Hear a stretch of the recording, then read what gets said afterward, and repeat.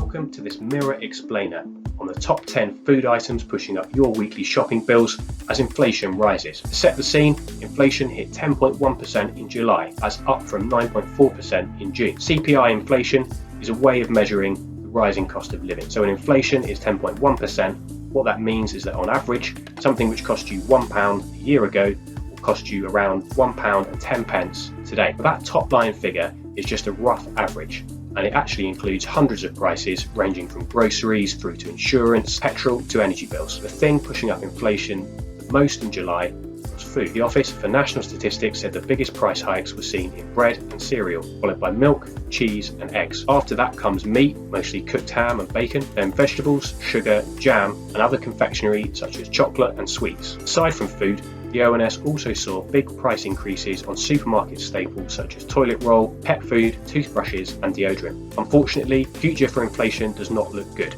at least for a couple of years. The Bank of England has warned that inflation could hit 13.3% in October, when the energy price cap is expected to soar. To fight rising inflation, the Bank of England's cure is to make steady increases to its base rate. Bank of England's plan is that putting base rate up will bring inflation down, because households will be more likely to save their money rather than spend it. Theory is that this will cool the economy and lower inflation. But there is a cost to this, because rising base rate can also increase your bills. That's because when base rate goes up, people with mortgages and loans will pay more, although anyone lucky enough to have spare cash to save will earn more in interest. The Bank of England tries to keep inflation at around about 2% a year, thinks it will not fall back to that point for another 2 years. High inflation combined with rising base rate leaves many struggling households caught between a rock and a hard place. Not only does inflation mean they are paying high prices today, but they face paying above average prices perhaps for as long as 2 years. All the while, rising base rate, Bank of England's cure,